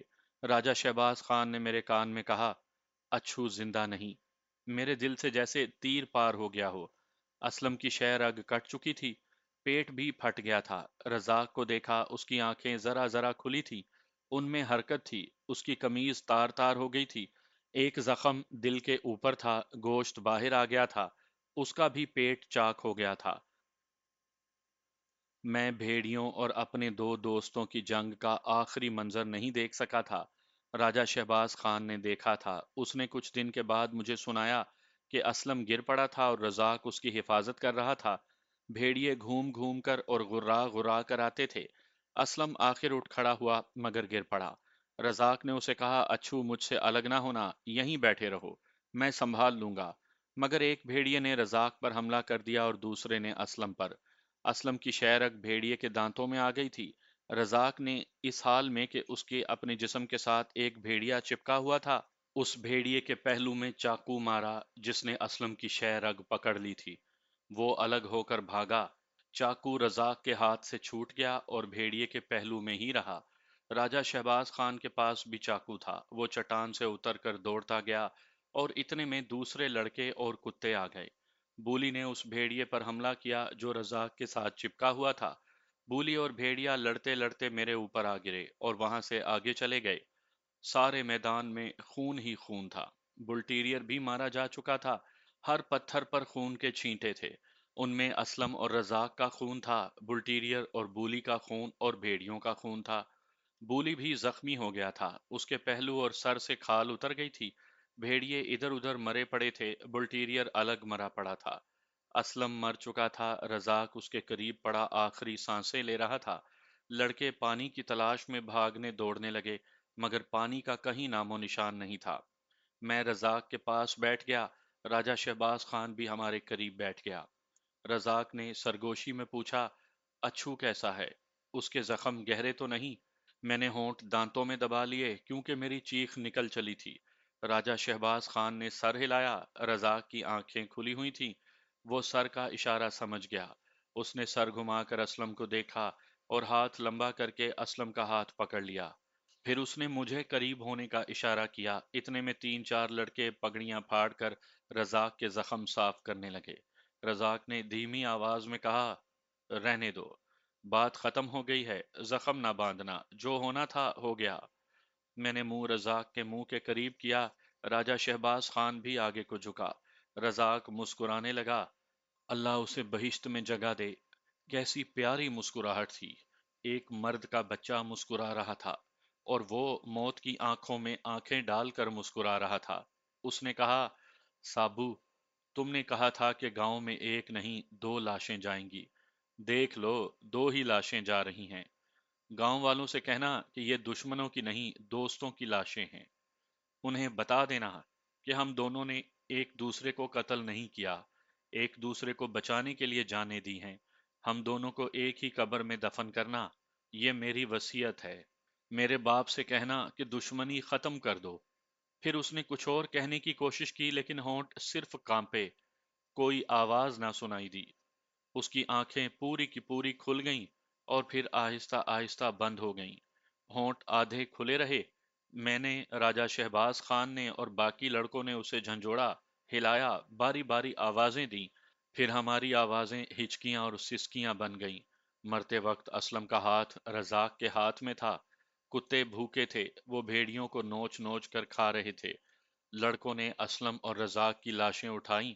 ایک نے مجھے اپنی پیٹھ پر سوار کر لیا۔ ہم ڈرنے والے تو نہیں تھے، لیکن زندگی میں پہلی بار مجھے ڈر لگا۔ ارد گرد کی پہاڑیوں سے ڈر آنے لگا، جیسے یہ جنوں اور بھوتوں کا دیس ہو۔ میں ایک غار میں دو انسانی پنجر دیکھ آیا تھا اور اب ہم دو لاشیں اٹھائے چلے جا رہے تھے۔